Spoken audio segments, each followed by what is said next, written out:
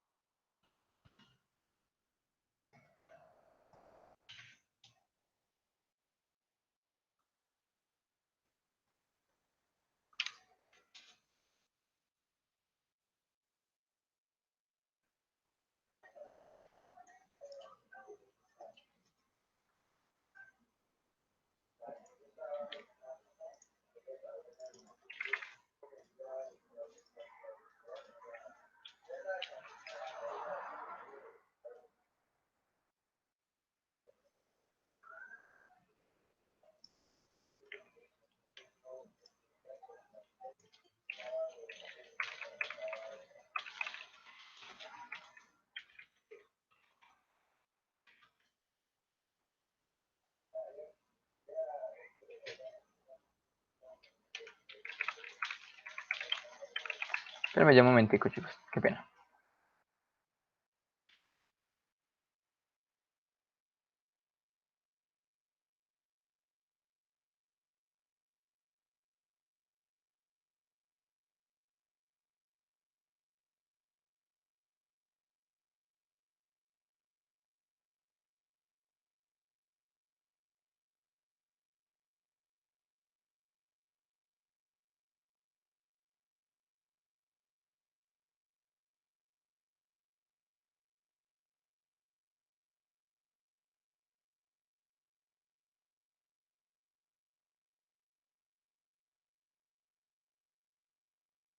¿Me confirman si están viendo la pantalla, por favor?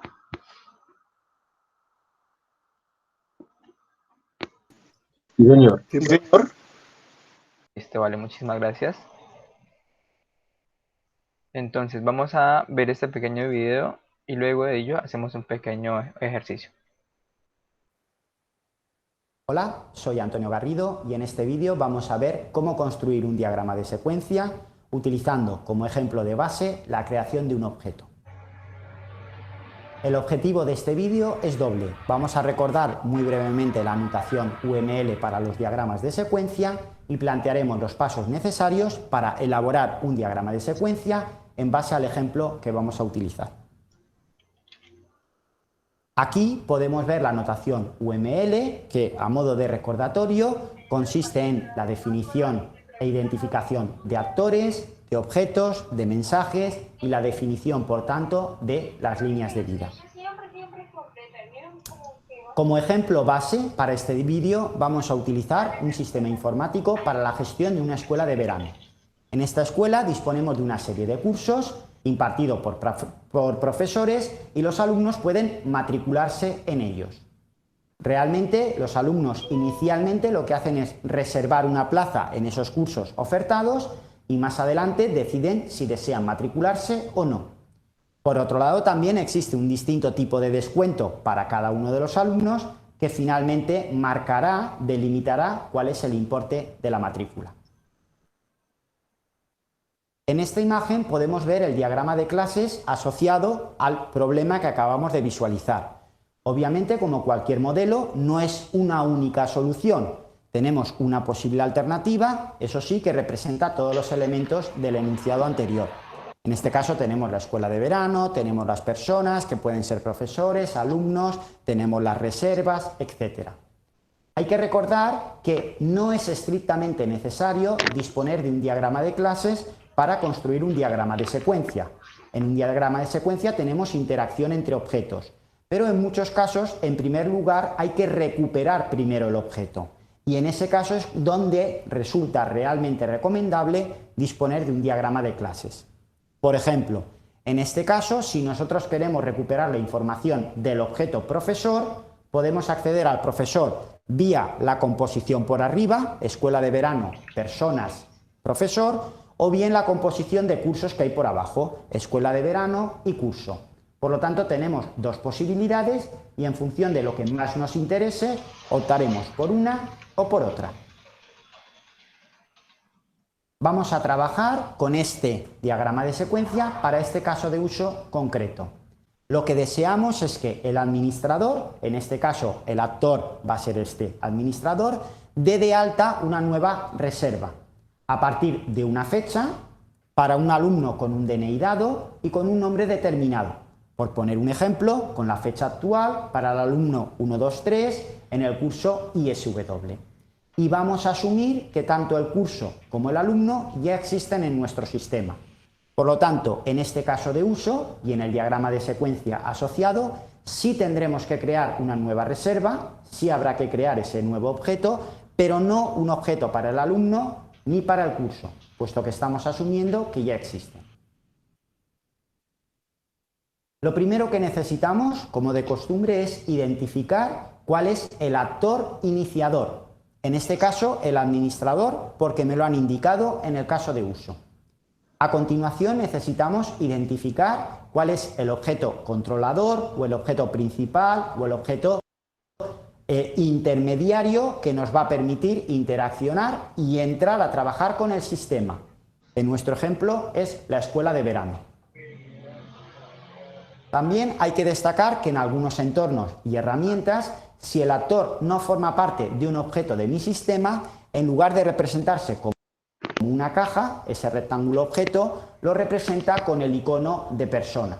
En cualquier caso, podemos utilizar tanto uno como otro, ya dependerá muchas veces del entorno que estamos utilizando. Una vez hemos identificado ese actor y ese objeto principal o intermediario, comenzamos con el primer mensaje, que al fin y al cabo es el caso de uso que queremos representar. Crear reserva, con tres parámetros, la fecha, el DNI y el nombre del curso. De nuevo, estos parámetros no son estrictamente necesarios, pero, como suele decirse, ayudan mucho a completar el modelo, el diagrama de secuencia, y además nos ayuda también a nosotros para considerar que, por ejemplo, tanto el DNI como el nombre del curso no son objetos, sino que son parámetros de tipo cadena o simplemente de tipo string. Por lo tanto, lo primero que tenemos que hacer es convertir esos parámetros en el objeto correspondiente, puesto que un DNI no es un objeto con el que yo pueda interaccionar en mi sistema. Lo primero consiste entonces en, a partir de ese DNI, obtener el objeto alumno. Nosotros podemos estar tentados de, desde la escuela de verano, decir hacia el objeto alumno, búscame el alumno con este DNI correspondiente, que es el DNI pasado como parámetro. Pero esto es un error muy común, y esto es así porque un alumno realmente tiene su propio DNI, puede tener también su nombre, sus apellidos, puede tener la información de los cursos en los que está matriculado o que ha reservado, pero un alumno no puede buscar a otro alumno con otro DNI, no, un alumno tiene la información de ese alumno. Podemos estar tentados también, por ejemplo, de cambiar el nombre del método y decir, en lugar de buscar, le vamos a llamar recuperar o conseguir. El problema sigue siendo exactamente el mismo. Es decir, no es cuestión de elegir un mejor nombre o un peor nombre para el mensaje. El problema es que el alumno no puede buscar a otro alumno en base a un DNI, sino que lo que tenemos que hacer es trabajar con el objeto que realmente sí que puede encontrar a un alumno o encontrar a un curso. Y esto lo hemos visto en el diagrama de clases asociado. Es la escuela de verano la que tiene una colección de alumnos y una colección de cursos. Por lo tanto, aquí tenemos un mensaje reflexivo para que la escuela de verano busque un alumno en base al DNI, DNI parámetro, string, y lo mismo para el curso. Es más, si queremos que nuestro modelo sea todavía un poco más completo, lo que podemos utilizar es este marco que nos viene definido a partir de UML 2 o en su segunda versión, que nos ofrece un marco de paralelismo, indicando que esas dos operaciones, buscar alumno y curso, se pueden establecer, se pueden ejecutar en cualquiera de los dos órdenes. Me da igual primero buscar el alumno y luego el curso que viceversa. Eso sí, lo que es importante es que tenemos que darnos cuenta que una vez hemos hecho la búsqueda del alumno y la búsqueda del curso, ahora sí ya estamos hablando de objetos, ya no de DNIs y de nombre, sino de objetos con los que podemos interaccionar. Por lo tanto, a partir de ahora podemos crear la nueva reserva con el objeto alumno, no el DNI pasado como parámetro, sino el objeto, lo mismo con el objeto curso y la fecha, que en este caso sí que era un parámetro pasado por parámetro, valga la redundancia, inicialmente. A partir de aquí, la reserva crea el nuevo objeto y me devuelve esa reserva.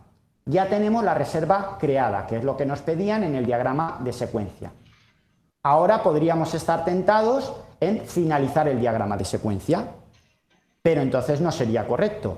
No consiste única y exclusivamente en crear la reserva y que la reserva quede como aislada dentro de mi sistema. Esa reserva tenemos que añadírsela tanto al alumno como al curso, puesto que ya hemos visto en el diagrama de clases que formaba parte de una relación bidireccional. Esa reserva es del alumno y esa reserva es para el curso. Y de nuevo ahora podemos volver a poner un marco de tipo par, indicando que me da igual, es decir, el orden es indistinto de primero añadir la reserva al alumno o añadir la reserva al curso. Cualquiera de los dos órdenes es posible. Y ahora sí, hemos creado correctamente la reserva, hemos añadido correctamente la reserva al alumno y al curso y sí que podemos indicar que hemos finalizado con éxito el diagrama de secuencia. Como conclusiones, indicar que un diagrama de secuencia se construye en base a unos objetos dados, a lo mejor incluso en base a un diagrama de clase, modela comportamiento y por lo tanto no existe una única solución, puede haber varias de ellas, y lo que es importante es que representan interactividad. Y esa interactividad está marcando un protocolo, una secuencia de mensajes. Normalmente esa secuencia de mensajes sí que es importante, por lo tanto el orden es relevante.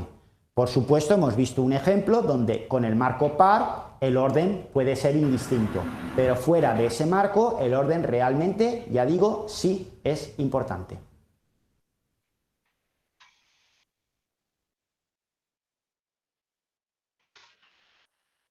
Listo, chicos. Entonces, más o menos entendieron lo que quiso decir el señor allí. Primeramente, pues que un diagrama de secuencia no precisamente requiere haber creado, tiene que haber creado un diagrama de clases anteriormente. Estos diagramas de secuencia, como nos decía allí, representan como tal una serie de acciones y más o menos la funcionalidad interna que va a tener nuestro sistema. Recordemos pues que allí el señor pues hacía referencia como tal a las clases que teníamos en nuestro sistema. Es por ello que en algunos casos verdaderamente pues las clases son de gran ayuda para crear nuestros diagramas de secuencia. De igual manera, como tal, podemos apoyarnos un poco también de los diagramas de casos de uso para saber cuáles son los actores y de acuerdo a cada caso de uso ir creando un diagrama de secuencia. Básicamente nosotros creamos un diagrama de secuencia por cada caso de uso que nosotros tengamos de nuestro sistema. Por eso pues que se hace un poco extenso. Como les comentaba, no vamos a realizar todos los casos de uso porque sería pues bastante grande como tal los trabajos. Y la idea pues que lo que me interesa a mí es que ustedes entiendan cómo crear un diagrama de secuencia y no que se vayan a enredar y no vayan a entender como tal la creación. ¿Listo? Igualmente pues también la lectura es importante, cómo leer un diagrama de secuencia. En este caso aquí el señor pues nos explicaba que el administrador, él se encargaba pues de crear una reserva. Él iba a crear la reserva. Al momento de crear la reserva pues iba como tal a la clase de verano para pues consultar como tal allí el alumno. Recordemos pues que cada clase tiene un respectivo método y eso es básicamente a lo que nos hacía referencia aquí el señor porque estaba mal. ¿Por qué estaba mal? Porque él nos decía, un alumno no puede como tal buscar a otro alumno. Lo que nosotros podemos hacer es desde la clase escuela de verano, buscar ese alumno y luego esos parámetros, ahí sí, con esos parámetros que nos trae la base de datos, llenar como tal el objeto o crear el objeto alumno. ¿Listo? Entonces eso es lo que podemos ver acá, que él buscaba primeramente el alumno, de igual manera pues buscaba el curso como tal desde esta clase, escuela de verano. Básicamente esos serían los métodos que tiene esta determinada clase. Recordemos que las clases están divididas en tres partes. La primera pues el nombre de la clase, la intermedia es como tal donde van los atributos y la inferior como tal donde van los métodos o las funcionalidades. Entonces, dentro de esos métodos, esas funcionalidades, tendríamos como tal que tener buscar alumno por DNI y buscar curso por DNI. Seguido, pues ya como tal buscar esos datos que nos traen unos datos de la base de datos, valga la redundancia. Procedemos como tal a enviar esos objetos. Básicamente este alumno sería una colección de datos, sería el nombre del alumno, el número de cédula del alumno, el teléfono del alumno. Este curso sería el ID del curso, el nombre del curso y otras cosas pues que puede tener el curso, como tal la carrera de ese determinado curso. La fecha, pues sí, ya como tal sería una única fecha, como tal la fecha en la cual pues se hace la respectiva reserva. Al momento de enviar como tal esos datos a la clase de reserva se crea pues el objeto de reserva en el cual pues este objeto interactúa pues con la base de datos básicamente. Lo que él hace es recibir estos datos que nos envía primeramente el administrador, que básicamente lo que nosotros tenemos es la fecha para enviarla acá. Los datos del alumno, aquí pues el administrador nos envía solo el número de cédula, supongamos, y el nombre del curso. Entonces aquí nosotros buscamos el resto de información con este método buscar alumno. Y con este método buscar curso, buscamos la otra información que nos hace falta del determinado curso. Luego que ya tenemos toda esa información, lo que hacemos es crear un objeto de reserva, enviando pues todos esos datos como tal básicamente a esta clase, y esta clase se encarga de enviarlo pues a su respectiva tabla, para allí pues cargar la información. Y luego de que él haga como tal esa interacción con la base de datos, nos da una respuesta y nos envía como tal la reserva, si se pudo crear exitosamente o si no se pudo crear exitosamente. Listo, básicamente Ya esa es la estamos hablando de interacción que interacción nosotros al objeto pues curso. podemos visualizar allí en este pequeño video. Aquí pues también, aparte de esto, él mencionaba de que había además otras relaciones. Es por eso que tenemos, o es por eso que él nos mencionaba que a veces es importante tener ya un diagrama de clases. ¿Por qué? Porque con ello vamos a identificar qué más o dónde más nosotros debemos cargar la información. En este caso, aparte de que ya habíamos cargado la información en esta clase de reserva, que recordemos que las clases como tal un modelo para almacenar los datos, y esos datos se van a la base de datos. Luego de que se hayan ingresado los datos a esta clase de reserva y se hayan almacenado en la base de datos, también tenemos que añadir como tal esos datos de esa reserva en el alumno Supongamos más o menos que entraríamos como tal, oye, básicamente registraríamos el ID como tal de la reserva en la clase de alumno, digamos en la tabla de alumno, y el ID como tal de esa reserva en la tabla de ese determinado curso, básicamente. Digo tabla, ¿por qué? Porque eso es una clase, pero recordemos que la clase básicamente lo que hace es un puente para conectar con la base de datos. O sea, almacenar la información aquí y luego de eso enviar como tal a la base de datos esa información.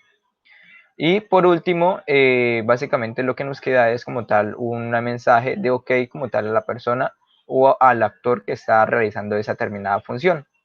Es por ello pues que, como les comentaba también, importante pues tener el diagrama de casos de uso para identificar los actores que interactúan con un determinado caso, en determinado sistema. Bueno, al desarrollar una determinada funcionalidad. Espérenme, le comparto aquí toda la pantalla completa. ¿Me pueden confirmar si están viendo, por favor?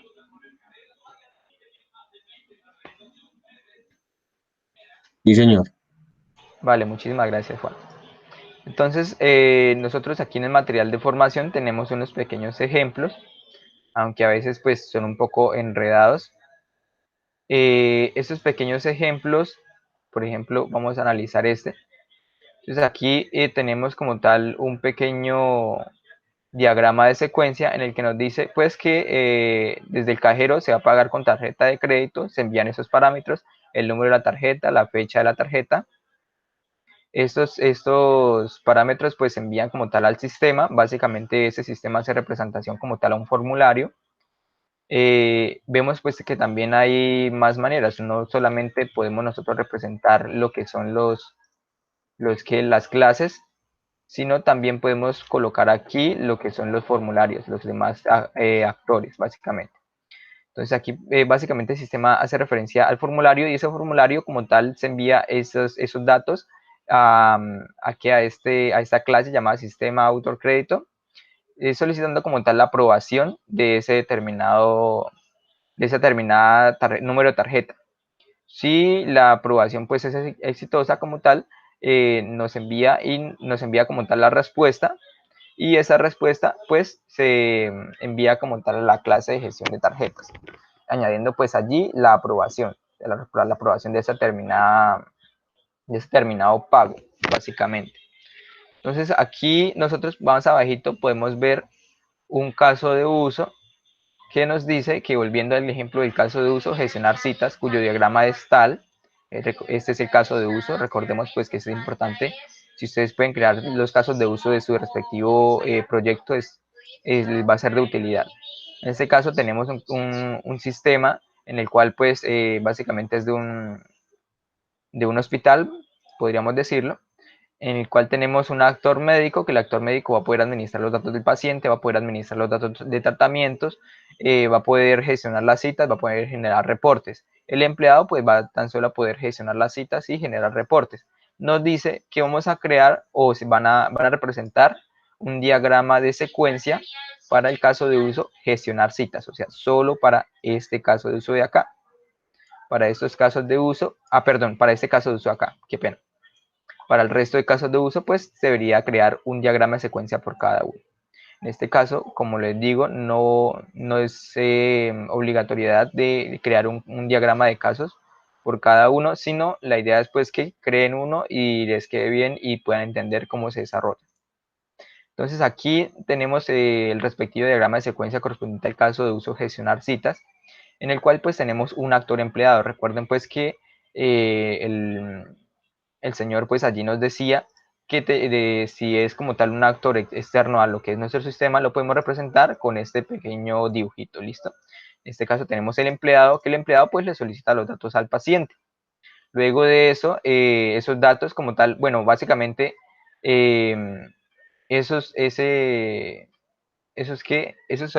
solicitar datos aquí debería traer como tal una pequeña información, y esa pequeña información debería ir como tal aquí en este pequeño mensaje de asignar. Entonces este pequeño mensaje de asignar va dirigido como tal a la clase médico, en el cual pues se va a asignar el respectivo médico para esa determinada cita.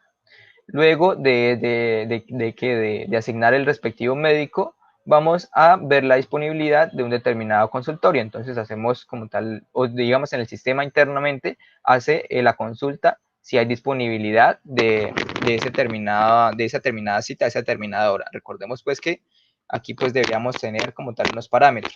Es por eso importante que poder colocarlos. Con eso entendemos aún mejor el funcionamiento de lo que es el diagrama de secuencia. Entonces aquí ya básicamente le enviaremos un parámetro, por ejemplo la fecha, y consultamos si el consultorio, perdón, valga la redundancia, consultamos si el consultorio está disponible a esa fecha. Si está disponible, pues nos envía como tal la respuesta a los datos de la cita ya creada, y estos datos de la cita van a como tal aquí a la clase cita, en la cual pues van a estar los datos, se crean como tal los datos en la base de datos, y por último se da una respuesta como tal al cliente de que la cita ha sido asignada al paciente básicamente, y esta información la va a poder ver como tal el empleado, pues que él es el que inicia como tal enviando pues los datos del paciente. Entonces básicamente de esta manera funciona un diagrama de secuencia, es como tal digamos la funcionalidad interna de nuestro sistema, aunque podemos nosotros ver en otros ejemplos de que desglosan esto, o bueno, lo reducen. Vamos a ver, creo que por aquí arribita hay un ejemplo. Lo reducen a algo más simple. Entonces aquí podemos ver, por ejemplo, el sistema, digamos que de una venta, en el cual pues el cajero inicia como tal la venta. Esta venta pues se envía como tal al sistema.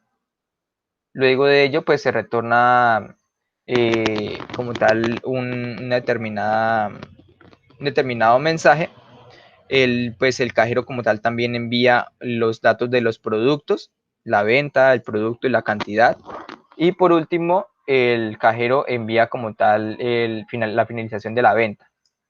Y con esto pues obtenemos como tal un importe.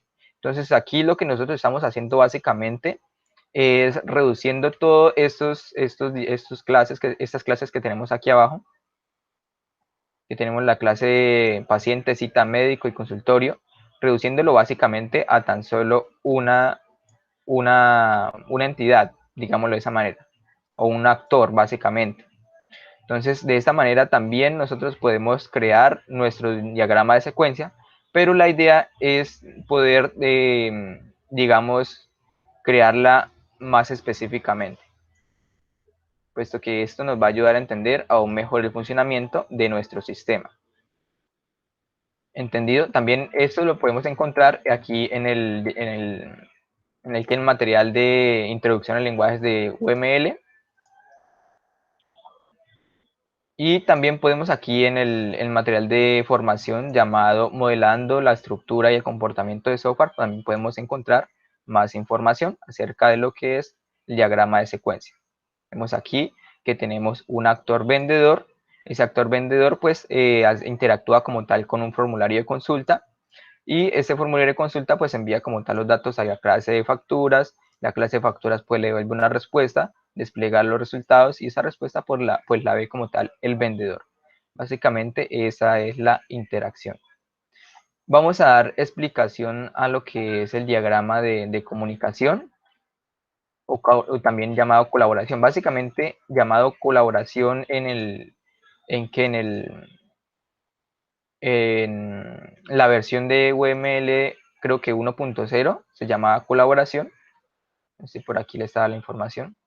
Entonces aquí nos dice que el diagrama de colaboración era llamado así en la versión 1.0 de UML. Actualmente estamos en la versión 2.5. Luego, pues, después de a partir de la versión 2.0 se llama ahora diagrama de comunicación. Antes era colaboración, ahora es comunicación. Entonces, como para que no se vayan a enredar, aquí les voy a colocar diagrama de comunicación. Listo, también llamado diagrama de comunicación. Entonces vamos a ver un pequeño video acerca de esto, y por último vamos a dar unos pequeños ejemplos. Me parece más interesante como para abordar de una todos los temas, y por último hacer la explicación de cada uno de ellos.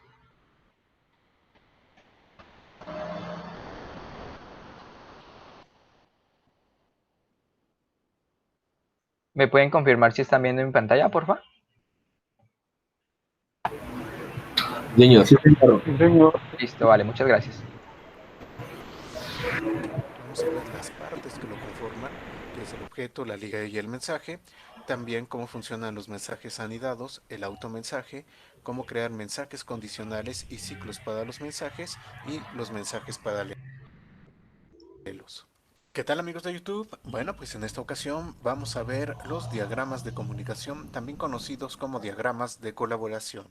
Los diagramas de comunicación o de colaboración también nos van a servir para indicar la forma como los objetos se están comunicando entre sí, la forma como los objetos interactúan entre sí. En las lecciones anteriores, bueno, pues nosotros nos enfocamos en los diagramas de secuencia y ahí vimos también esta parte de la comunicación. Sin embargo, el diagrama de secuencia está más enfocado al tiempo. En el diagrama de comunicación, nosotros más bien vamos a hacer un énfasis en las ligas de los objetos. Vamos a hacer un énfasis más fuerte en el orden en el que suceden los mensajes y no necesariamente lo vamos a ver con relación al tiempo. Es decir, no vamos a saber en qué momento está pasando qué envío de mensaje, pero sí vamos a saber, nos vamos a enfocar en el orden en el cual están sucediendo esos mensajes. Vamos a tener básicamente tres elementos, que son los objetos, las ligas y los mensajes.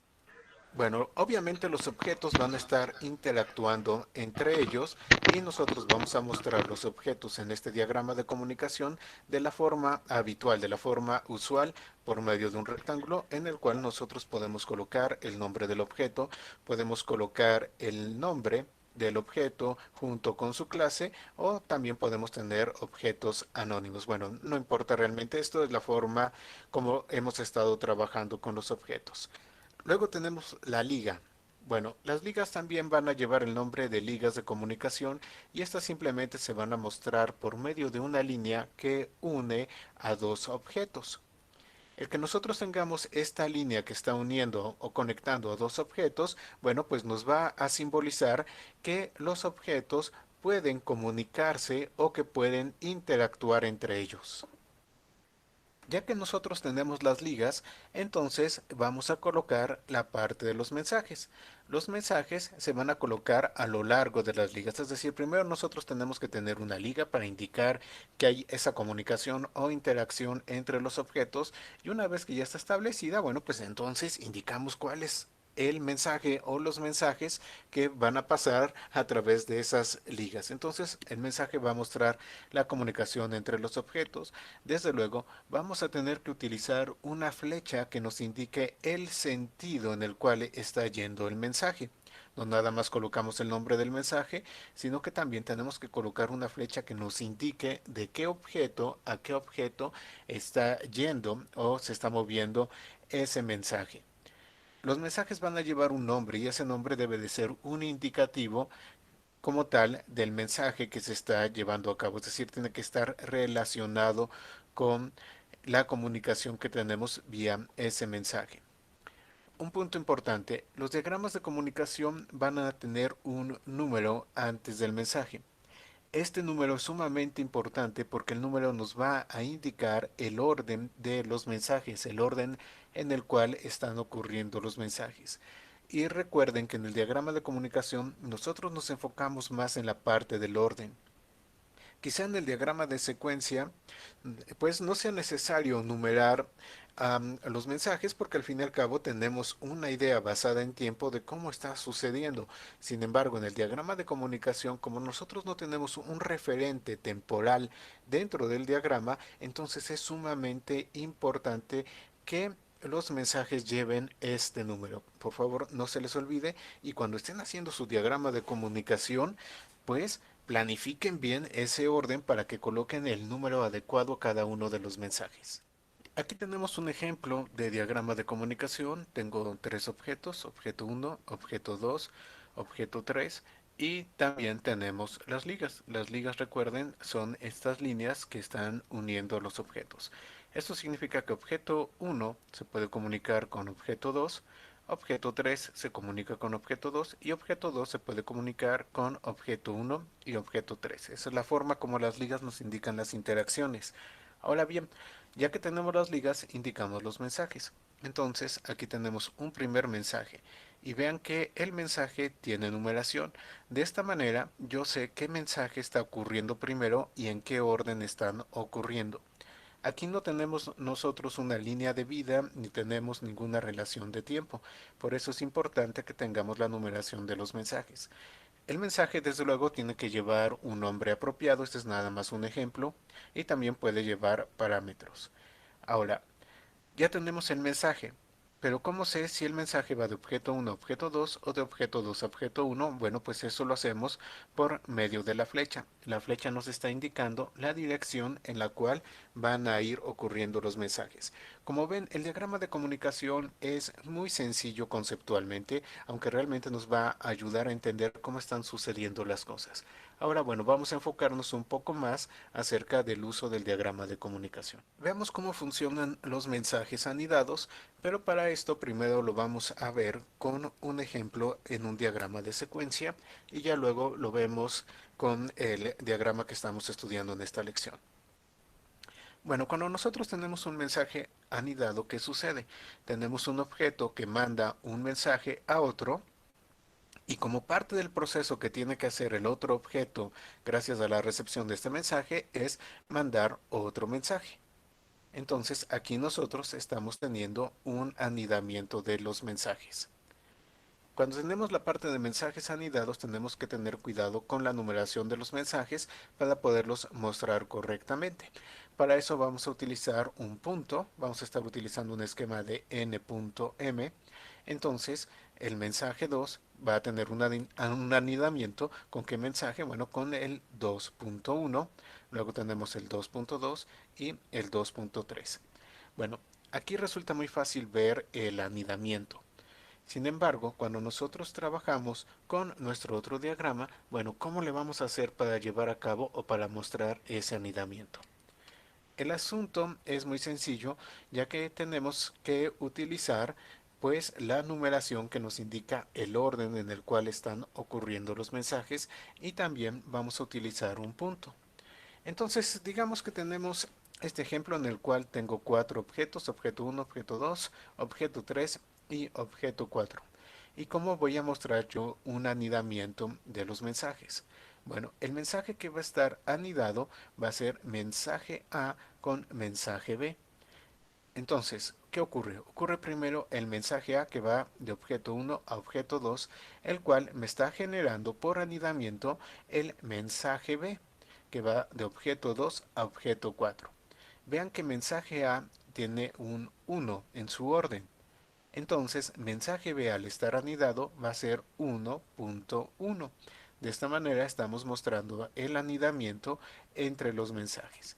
Ya después de que ocurrieron estos mensajes que están anidados, pues entonces viene el mensaje C, que en orden vemos que es el 2 y que va de objeto 3 a objeto 2.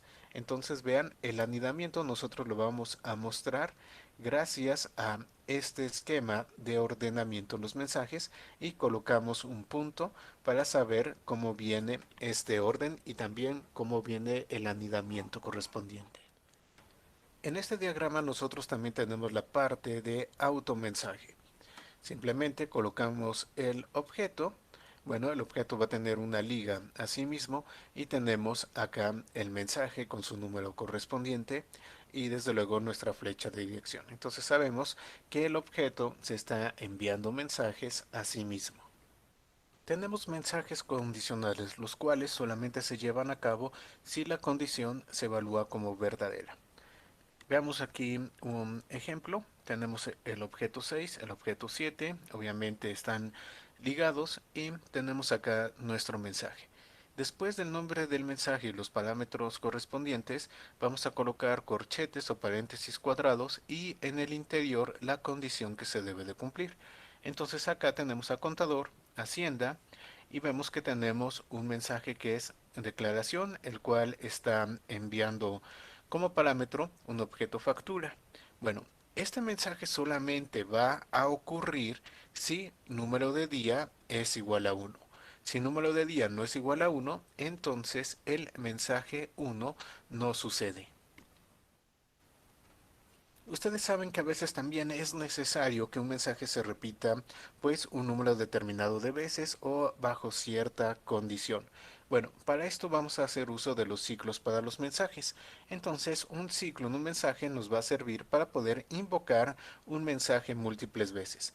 ¿Cómo vamos a indicar que ese mensaje tiene un ciclo? Por medio de un asterisco o una estrella, dependiendo cómo le llamen. Entonces el asterisco nos indica que tenemos un ciclo y luego tenemos que colocar la condición del ciclo. Aquí yo tengo dos ejemplos. En el primer ejemplo, ¿qué es lo que tengo? Tengo un mensaje A, sabemos que hay un ciclo y bueno, aquí yo tengo un rango, n es igual de 0 a 9. Esto significa que el mensaje A va a ser enviado 10 veces. Tengo mi rango de 0 a 9, el mensaje A es enviado 10 veces. En este otro ejemplo, bueno, pues este funciona más al estilo de un while y tengo mensaje A, luego tengo aquí el asterisco que me está indicando que tengo un ciclo y la condición es cantidad combustible menor que 100. Entonces, mientras la cantidad de combustible sea menor que 100, se va a estar enviando el mensaje A. También tenemos los mensajes paralelos. En esto vamos a tener un objeto que envía simultáneamente al mismo tiempo varios mensajes hacia otro objeto. Entonces todos estos mensajes suceden al mismo tiempo, suceden simultáneamente, en paralelo. ¿Cómo lo vamos a indicar? Bueno, pues desde luego necesitamos nuestra liga, indicamos la dirección y aquí tenemos los mensajes que van a ocurrir en paralelo. Tenemos el mensaje A, el mensaje B y el mensaje C. Como esto pertenece realmente al mismo envío, entonces tenemos 1, 2 puntos A, punto mensaje B, luego tenemos 1B, punto mensaje B.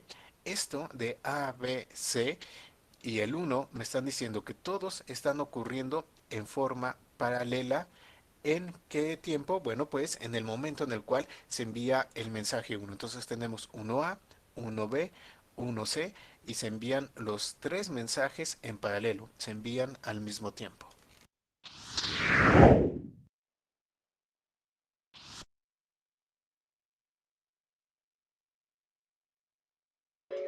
Listo, chicos. Entonces, entendieron más o menos un poquito de acerca del diagrama de colaboración o comunicación.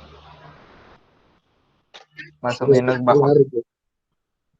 bajo más o menos a qué o sobre qué se crea un diagrama de colaboración. No, pienso Más o menos, no. que queda mejor entendido. Entonces, chicos, ahora creo que tienes correcto, el micrófono encendido. Entonces, chicos, un diagrama de comunicación básicamente representa un diagrama de secuencia. Básicamente es lo mismo, solo que como decía el muchacho, pues mediante este diagrama de comunicación lo que nosotros representamos el orden de los mensajes. Si bien nosotros aquí básicamente tenemos también un orden, porque nosotros tenemos básicamente, como les decía, un tiempo. Ese tiempo, como nosotros lo determinamos, de arriba hacia abajo va a ser el tiempo o básicamente representa el tiempo. Y vemos que nosotros cada vez que hacemos o enviamos un mensaje entre un objeto a otro, este mensaje, o bueno, el siguiente mensaje va a bajar un poco más. Entonces, con esto nosotros básicamente nosotros sabemos la secuencia de estos mensajes, pero más sin embargo, pues también tenemos otro diagrama que se nos especifica un poco mejor el explicar la secuencia de esos respectivos mensajes. Si nosotros podíamos fácilmente representar estos diagramas de secuencia a este que está aquí, nosotros pues teníamos aquí, por ejemplo, el objeto 1, aquí en el diagrama de secuencia podríamos tener el objeto 1, que ese objeto se comunica con el objeto 6, entonces aquí tendríamos, por ejemplo, el objeto 6 en la mitad, que el objeto 6 se comunica con el objeto 3, aquí entonces el objeto 3, que el objeto 6 pues también se comunica con otro, y así sucesivamente. Básicamente, estas líneas que vemos acá de comunicación representan a estas que vemos acá. Y adicional a esas rutas, básicamente, eso yo creería que lo podríamos llamar rutas, porque le estamos diciendo que el objeto 5 se comunica con el objeto 6. Entonces, si es así, nosotros vamos a crear una relación entre el objeto 5 y el objeto 6. E independientemente, vamos a crear como tal una flecha hacia la dirección que corresponda enviando un determinado mensaje. Nosotros sí o sí debemos colocar una flecha y encima como tal el mensaje que vamos a enviar. Básicamente estos objetos, como les decía, son estos mismos de acá arriba. Estas líneas son estas que nos unen aquí. Y los mensajes que nosotros tenemos aquí encima de estas líneas son esos mismos mensajes que nosotros enviamos acá. Básicamente es lo mismo, solo que graficado de una diferente manera. En nuestro material de formación, espérame, le comparto la pantalla completa.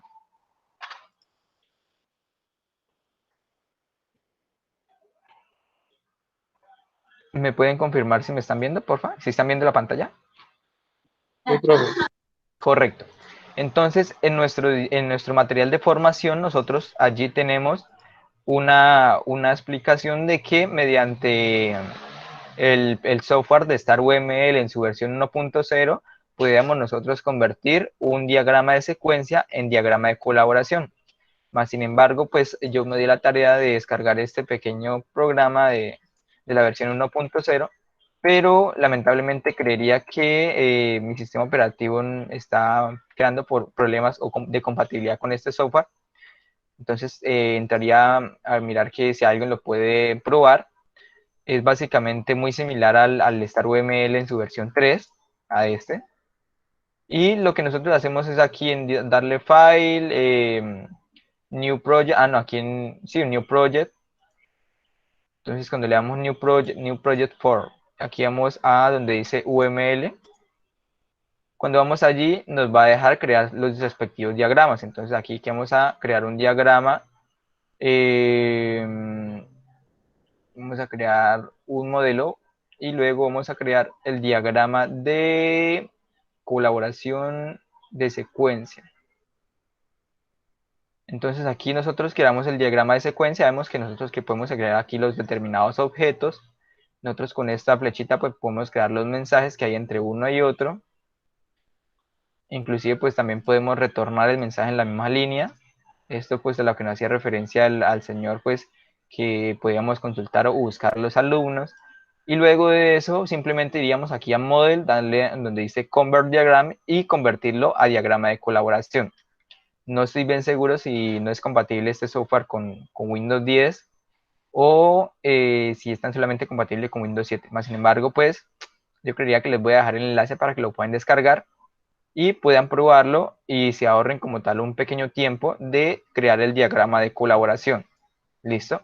De igual manera, como les digo, es básicamente el mismo diagrama de secuencia, solo que representado de una manera diferente. Y lo que se encarga es básicamente de dar una mejor explicación de cómo o cuál es la secuencia de los mensajes. Más sin embargo, como les decía, eso pues en su parte a veces como que no es necesario porque nosotros ya tenemos como tal un tiempo establecido, inclusive también hay veces que nosotros enumeramos como tal esos mensajes para saber la secuencia que tienen en el diagrama de secuencia. Y digamos que de acuerdo a eso no sería necesario crear un diagrama de comportamiento, un diagrama de colaboración. ¿Entendido hasta ahí, chicos? Profe, yo le pregunto una cosa. Entonces, en el diagrama de colaboración o de comunicación, perdón, solamente se marcarían con números los mensajes o donde dice mensaje que va, o solamente serían los números. Correcto, solo los números, o sea, el mensaje, espérame, hagamos aquí un pequeño ejemplo. Entonces aquí vamos a crear un diagrama de colaboración, vamos a crear el objeto va a llamar usuario, supongamos, aquí vamos a tener otro objeto, aquí vamos a tener otro y aquí vamos a tener otro. Entonces, este link es para unir como tal esos objetos, que básicamente para unir como tal esos objetos debemos saber por dónde es que van los mensajes. Y por ejemplo que le hago una explicación acá. Por ejemplo que vemos acá. Por ejemplo, que este objeto 6, voy a colocarle aquí objeto 6 para tenerlo mejor referenciado. Que este objeto 6 se comunica con este y con este. Entonces yo lo tengo en la mitad que se comunica con este y con este. Si el objeto 5 solo que se comunica con uno, pues yo solo lo relaciono con ese objeto. ¿Entendido hasta ahí, chicos? Si el objeto 7 solo se comunica con el objeto 6, pues yo solo lo relaciono con el objeto 6. Si se comunica también con el objeto 2, pues también lo relaciono con el objeto 2. Entonces, esa es como tal la manera de relacionar. Aparte de la relación, lo que yo hago es enviar mensajes. Entonces, esos mensajes yo les envío mediante este pequeño mensaje. Invalid argument create element. Qué madre.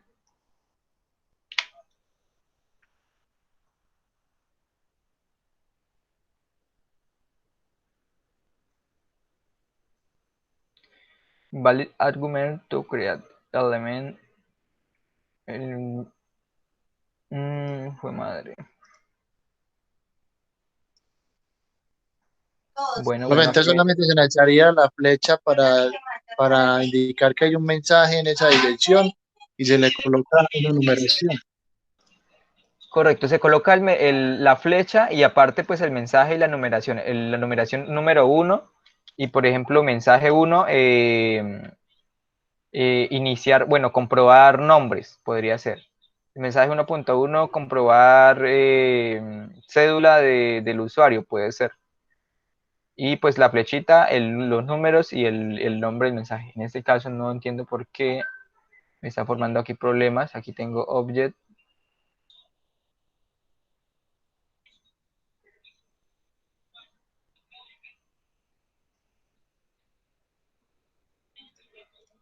Bueno, vamos a hacerlo aquí en el que, en el que dice,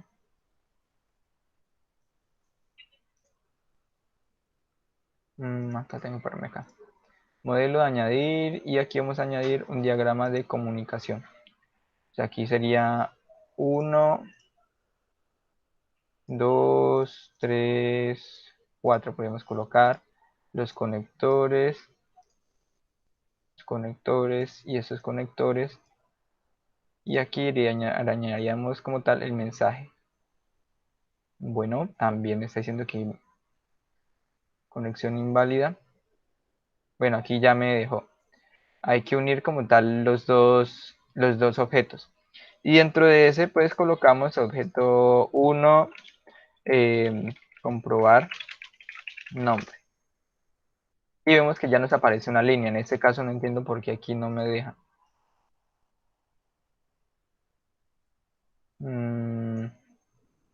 ¿Será que es que está teniendo problemas esto?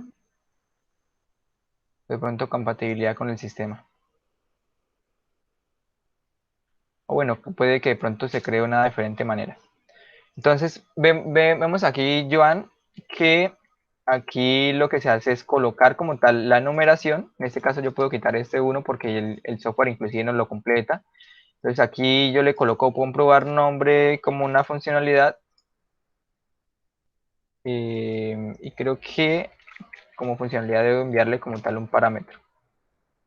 Y le voy a colocar así con corchetes, le voy a enviar como tal mínimo un parámetro dentro de esos corchetes. Si no, pues yo no le coloco nada. Entonces vemos que el objeto 1 le envía como tal un mensaje al objeto 2, que luego de eso se envía un mensaje del objeto 2 al objeto 4, entonces se envía el segundo mensaje, y recordemos pues que estos mensajes básicamente no lo sacamos de lo que son el diagrama de secuencias. Básicamente es copiar y pegar esos mensajes aquí y pues representarlos de una mejor manera. ¿Entendido hasta ahí, chicos? Sí, profe, entonces si lleva varios mensajes, ¿se colocan varias flechitas o cómo se haría? En el Si mismo, en el llevan, mismo. si llevan varios mensajes, como el chico nos decía, si llevan varios mensajes a la misma vez, por ejemplo, aquí, madre, por ejemplo, que aquí en el mensaje 2 lleve tres mensajes, por ejemplo, ingresar dato 1, ingresar dato 2, ingresar dato 3, esos mensajes se representan con más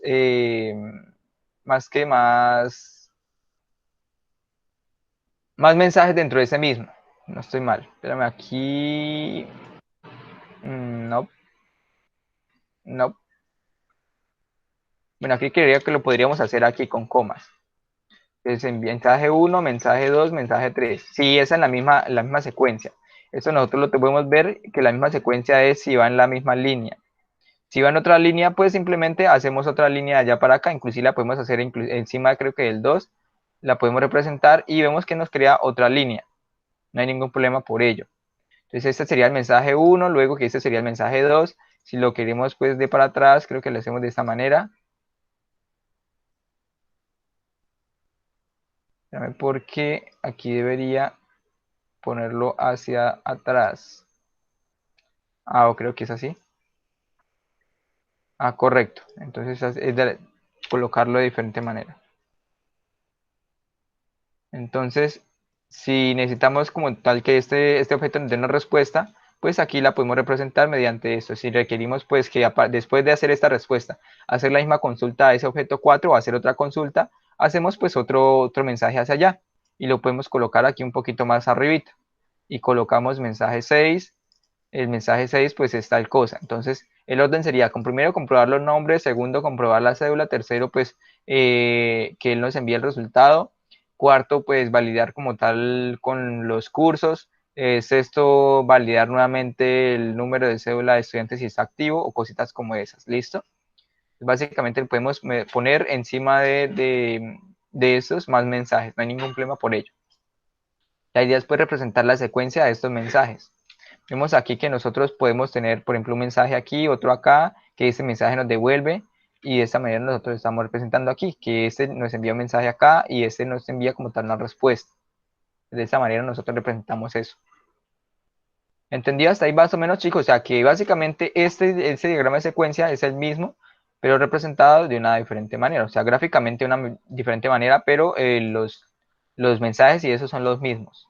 O sea, una vez tengamos nosotros el diagrama de secuencia, vamos a tener básicamente el diagrama de colaboración. Y como les digo, es cosa de probar como tal este software de StarUML en su versión 1 y poder como tal comprobar la funcionalidad de convertir este diagrama de colaboración al diagrama de secuencia. El diagrama de secuencia al diagrama de colaboración, perdón. O lo pueden inclusive hacer de inversa. Pueden crear primero el diagrama de colaboración y crearlo en diagrama de secuencia. En este caso, aquí me dice que no me admite. Creo que es problema como tal por el sistema operativo. Entonces, como tal, yo les envío como tal el link para que puedan descargar este software y lo puedan probar en sus equipos, ¿vale? Y por último, vamos a tener una pequeña explicación de lo que es el diagrama de actividades. No sé si les parezca bien que el día de mañana podamos tener como tal la explicación o digamos un ejemplo de cada uno de estos, como para no alargar tanto la clase y al menos ahorita pues poder exponer la explicación de cada uno. O alargamos un poquito como tal la conferencia y damos un ejemplo.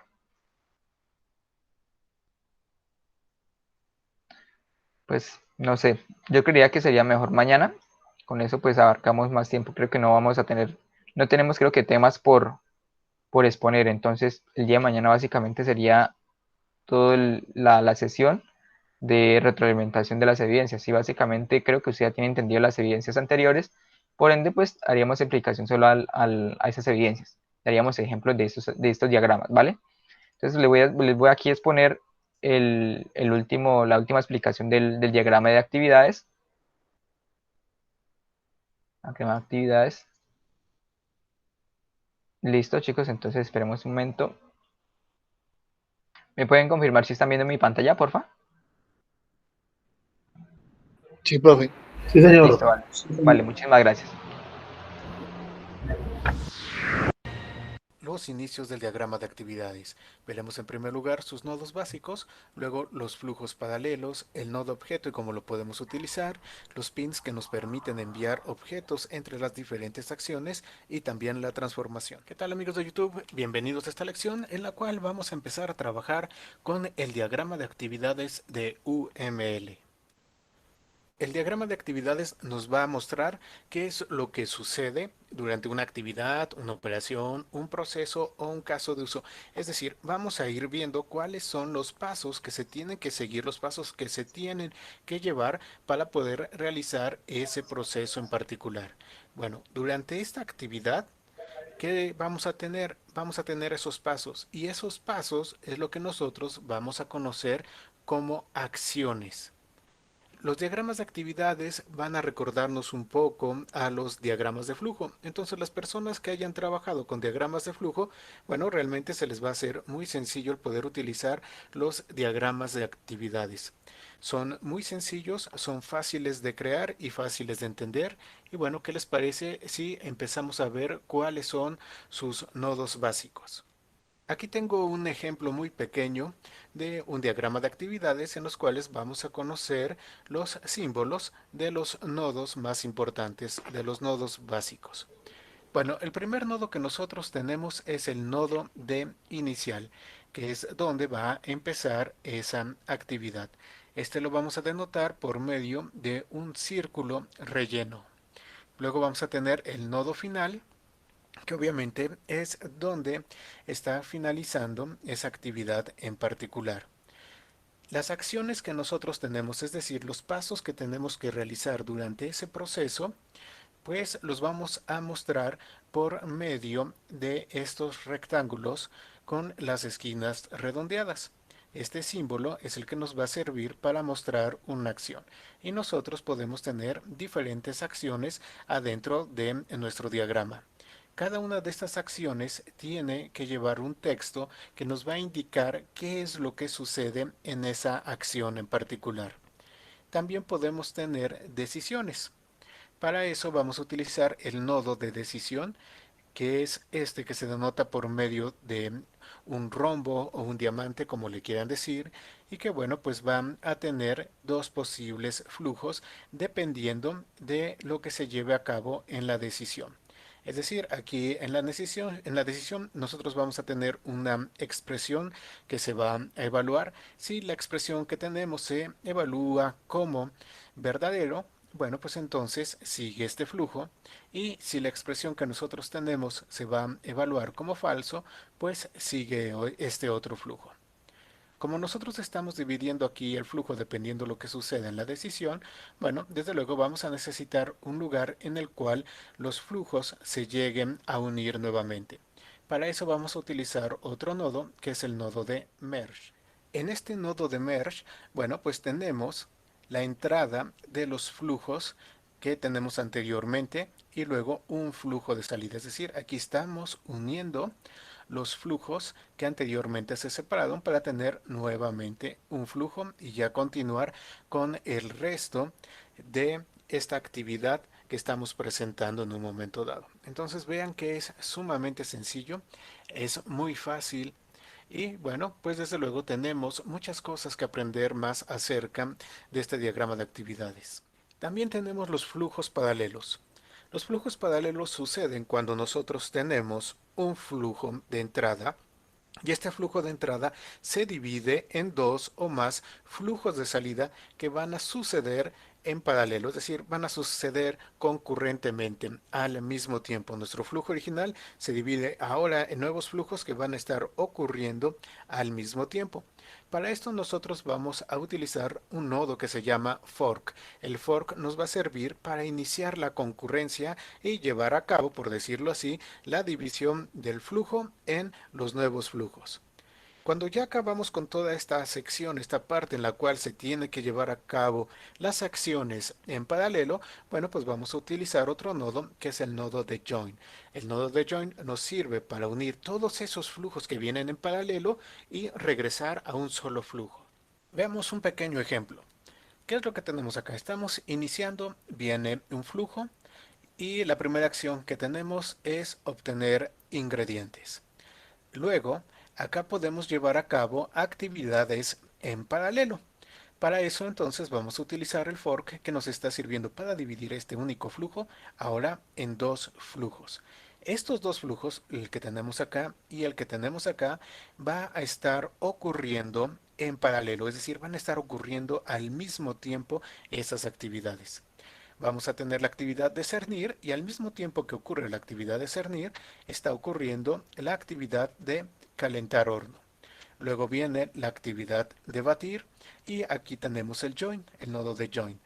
Cuando han finalizado todas las actividades de este flujo y todas las actividades de este flujo, entonces los dos flujos que tenemos en paralelo se vuelven a unir en uno solo gracias al join y pasamos a la siguiente acción. En esta acción tenemos vaciar el molde y luego estamos finalizando.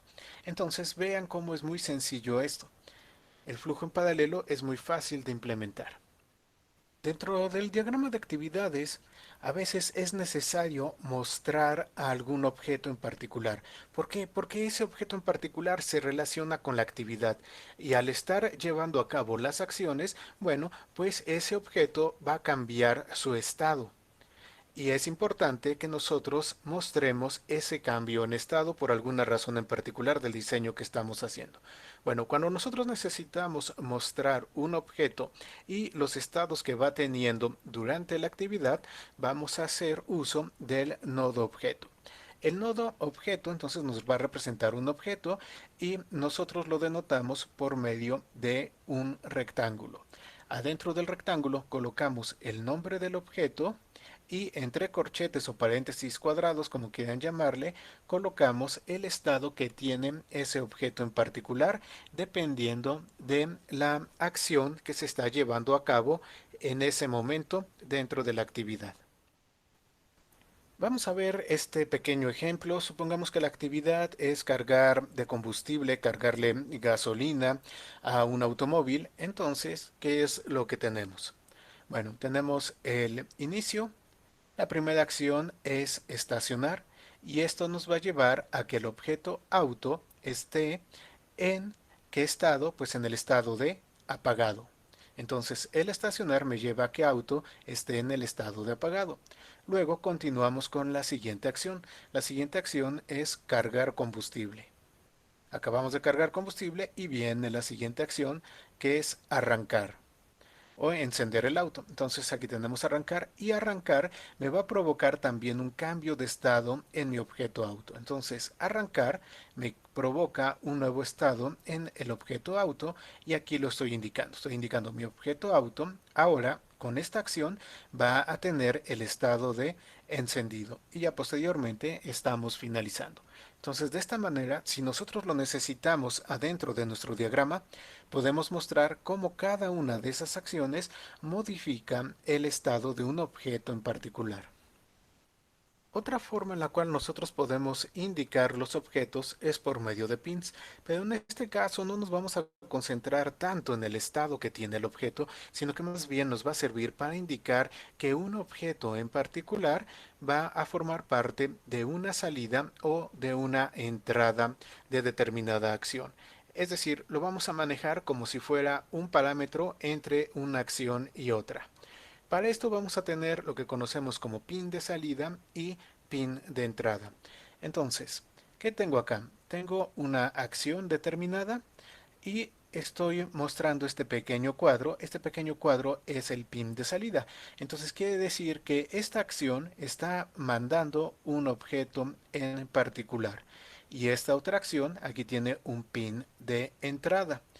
¿Qué me indica esto? Me está indicando que está recibiendo a manera de parámetro un objeto en particular. Cuando nosotros los utilizamos, desde luego tenemos que nombrar cuál es el objeto que se está enviando de salida y está llegando de entrada. Entonces digamos que yo tengo una acción que se llama ordenar lista. La acción ordenar lista cuando finaliza me va a mandar como salida un objeto que es el objeto lista alumnos. El objeto lista alumnos entonces entra como parámetro aquí a la acción mostrar lista. De tal manera que la acción mostrar lista ya puede llevar a cabo su trabajo haciendo uso del objeto lista alumnos. Si en un momento dado de ese objeto que nosotros estamos enviando únicamente necesitamos una parte, bueno, pues lo vamos a indicar por medio de lo que conocemos como transformación. Para esto vamos a utilizar este recuadro que nos sirve para mostrar una nota. Indicamos transformation Y acá digo, bueno, ok, voy a sacar lista calif. De lista calif, ¿qué es lo que voy a estar utilizando? Pues voy a estar utilizando únicamente promedio. Entonces, lista calif punto promedio. Eso me indica que aunque ordenar lista me está sacando al objeto lista calif, aquí en mostrar lista solamente vamos a hacer uso de promedio que se encuentra dentro de lista calif. E incluso podemos indicar una condición en la cual vamos a usar o no vamos a usar esa información en particular. Entonces, si promedio es menor que 5, ¿qué hago? Pues estoy mostrando acá la información correspondiente. Entonces esto me serviría, por ejemplo, para mostrar la lista de alumnos reprobados en dado caso de que la calificación reprobatoria sea de 5 para abajo. Sale lista calif. Si de esa lista calif que yo tengo el promedio es menor que 5, bueno, pues entonces llevo a cabo la parte de mostrar lista utilizando únicamente promedio.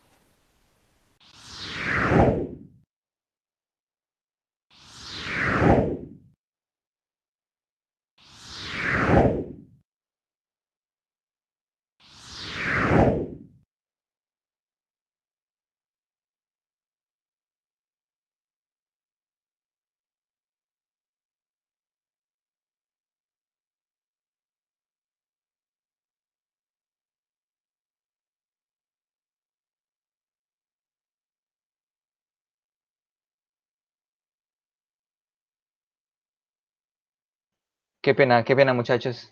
Pensé que le tenían el micrófono abierto. Entonces chicos, ¿qué les está diciendo? Que pudieron como tal, em,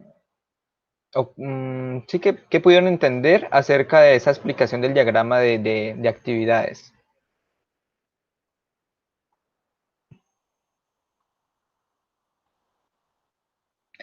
Recordemos que el muchacho pues nos da una explicación que el diagrama de actividades nos representa como tal una determinada funcionalidad, un determinado pues puede representar inclusive un determinado caso de uso.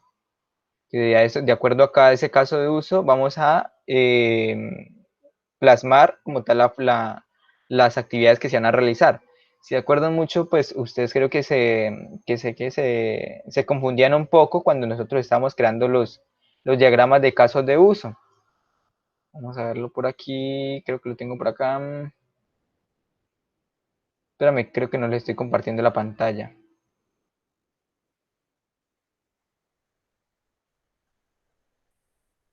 No lo estoy viendo.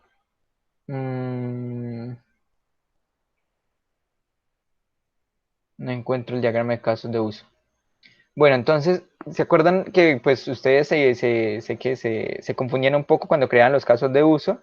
Que ustedes creían que si los datos si los datos que ingresaba la persona eran incorrectos, pues que hiciera esto, tal cosa.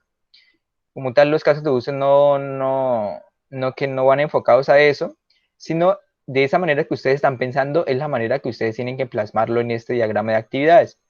O sea, hacer como tal la validación y la funcionalidad de ese determinado caso de uso. Por ejemplo, que el usuario ingresa como tal los datos de inicio, correo y contraseña. Si los datos son correctos, pues que se proceda como tal a realizar una compra. Si los datos son incorrectos, pues que lo devuelva como tal nuevamente a ingresar los datos. Entonces, de esta manera, básicamente funciona un diagrama de clases. La representación de un caso de uso, recordemos que un caso de uso básicamente es una funcionalidad, un conjunto de funcionalidades. Por ejemplo, si se acuerdan, vamos a ver aquí un pequeño recorderis. En el formato 2, inclusive también el formato 2 de la evidencia anterior, en ese formato 2 nosotros teníamos un pequeño ejemplo que nos decía que el sistema debe permitir introducir los datos de un nuevo empleado. Eso, introducir datos de un nuevo empleado, nosotros lo plasmamos como registrar empleado. Entonces vamos a hacer aquí una explicación, por ejemplo, de cómo se va a registrar un empleado. Que primero que el empleado debe registrar sus datos. O bueno, si es una empresa, básicamente de recursos humanos, el líder de recursos humanos tiene que registrar los datos. Entonces, el líder de recursos humanos aquí primeramente lo que tiene que hacer es ingresar datos del empleado. Si ingresó todos los datos, bueno, se crean los datos satisfactoriamente y aquí va a proceder a dar de alta como tal a la seguridad social. Si no ingresó todos los datos, aquí lo que va a hacer es devolverme a validar que todos los datos estén correctos. Entonces, básicamente, de esta manera podemos nosotros plasmar la funcionalidad de un determinado caso de uso. Esto pues lo debería, como les digo, estos 3 diagramas, la explicación de estos 3 diagramas deberían ser un diagrama, bueno, debería ser un diagrama por cada caso de uso que nosotros tengamos en nuestro sistema, pero si lo hacemos de esa manera, pues va a ser muy extenso. Entonces, por eso que les doy la facilidad de que puedan realizar un diagrama de secuencia, un diagrama de colaboración y un diagrama de actividades, para no complicar tanto las cosas. La idea es que ustedes puedan entender cómo funciona. Aquí vamos a ver un pequeño ejemplo que estaba buscando ahorita, por ejemplo, lo que les estaba explicando de un diagrama de actividades que nos representa como tal el proceso de registrar clientes, o podríamos decir el caso de uso de registrar clientes. ¿Cómo funciona ese proceso? Primero, pues, como tal, el encargado del registro debe, pues, de seleccionar la pestaña de clientes, se muestra la interfaz de registro de clientes. Básicamente eso no sería una funcionalidad porque el encargado no haría eso. Pero básicamente aquí nos lo plasma para tener una mejor comprensión. El encargado ingresa el nombre del cliente. Listo. El encargado ingresa los apellidos, el nombre como tal de la empresa, el root, el email, el celular, la dirección y presiona el botón guardar. Listo. Básicamente esto lo podemos reducir nosotros a tan solo una actividad, ingresar datos del cliente. Aquí nosotros tenemos una comprobación, que esta comprobación nosotros la podemos asociar básicamente con este rombo que nosotros tenemos aquí. Y nos decimos que si esos datos son correctos, pues que proceda a realizar la siguiente actividad, que proceda a registrar el cliente. Y si no, pues que muestre como tal un aviso de que los datos son incorrectos. Aquí hay algo más interesante, es que nosotros tenemos como tal segmentado lo que realiza un determinado actor, por decirlo de esa manera. Que el actor encargado realiza como tal esto, que el actor, básicamente este actor de aquí en medio, básicamente la interfaz. La interfaz es la que me valida si los datos están completos. Y que, por ejemplo, la clase clientes es la que me valida si el cliente fue registrado satisfactoriamente y que me devuelva un listado como tal de esos clientes, básicamente. Entonces, como nosotros lo podemos ver aquí en el material de formación que nos proporcionan, vamos aquí a buscar la parte de diagramas de actividades, podemos ver que también nos dan una pequeña gráfica de que en la parte superior deberíamos poner las entidades para de esta manera nosotros conocer cuál es el funcionamiento, bueno, o tener un mejor entendimiento de cómo funciona nuestro sistema. Ya que si nosotros pues hacemos, por ejemplo, un diagrama de esta manera, una chorrera y para abajo, van a haber momentos en los que ese determinado actor no va a realizar una determinada acción que nosotros nombremos aquí, sino que lo va a realizar otro actor. Entonces, para ello, nosotros utilizamos como tal esta división de entidades para decir, este actor hace como tal estas funcionalidades o estas acciones, este otro actor o esta clase, por ejemplo, puede hacer esta otra actividad y de acuerdo a eso vamos a tener unas validaciones, de acuerdo a eso pues vamos a tener otras actividades y por último vamos a finalizar como tal nuestro diagrama diagrama de actividades, perdón. Como lo decía el muchacho, este diagrama de actividades es básicamente un diagrama de flujo.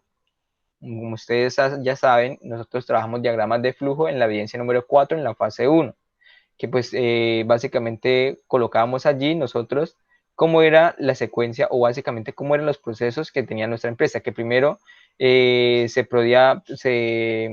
sé, que primero se recibía un documento, que luego el documento pasaba a gestión documental, que si el documento no tenía unas normas, pues se volvía tal cosa.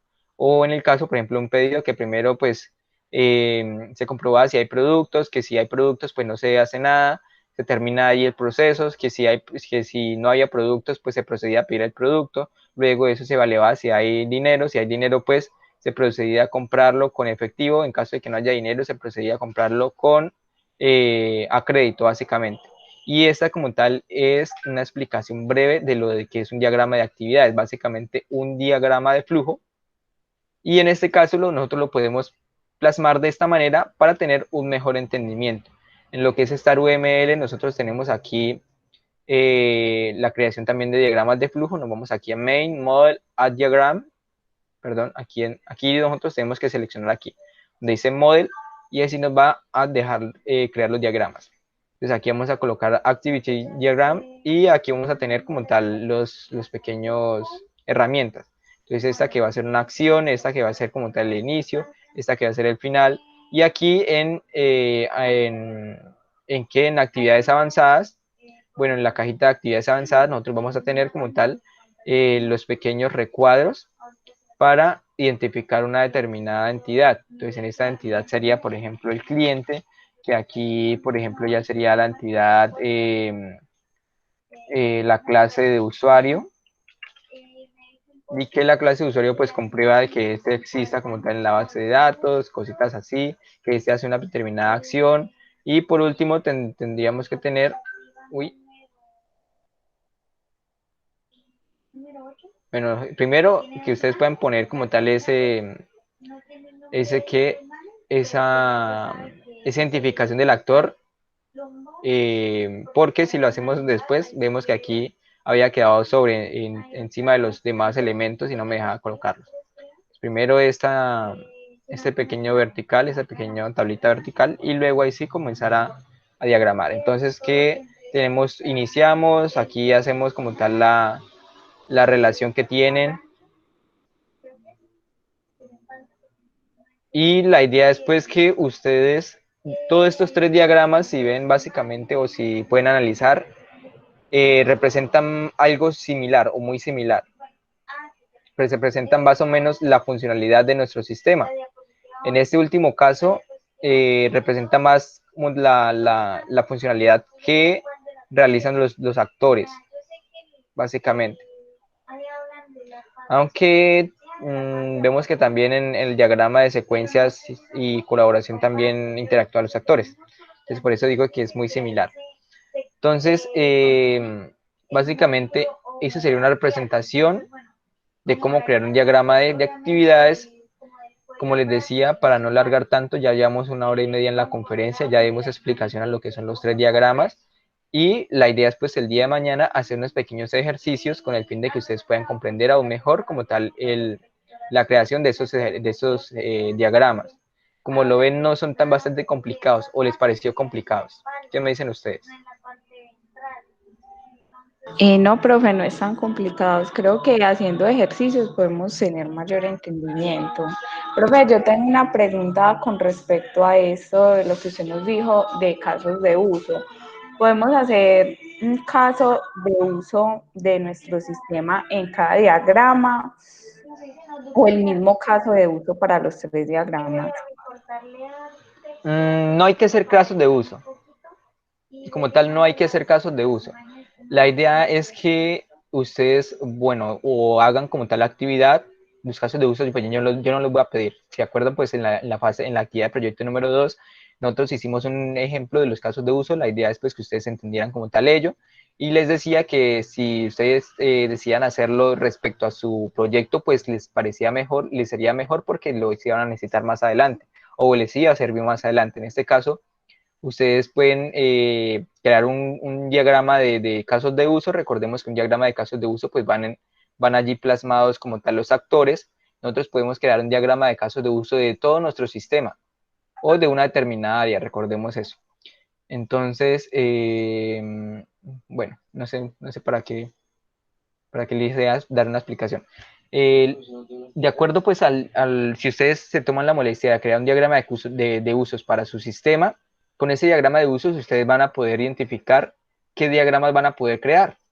En este caso, como yo les digo, ustedes no van a, la idea no es que ustedes hagan un chorrero de diagramas de de secuencia, de actividades o de comportamiento y que no entiendan. La idea, pues a mí, lo que yo quiero es que ustedes entiendan y si, bueno, yo les admito como tal un diagrama de cada uno.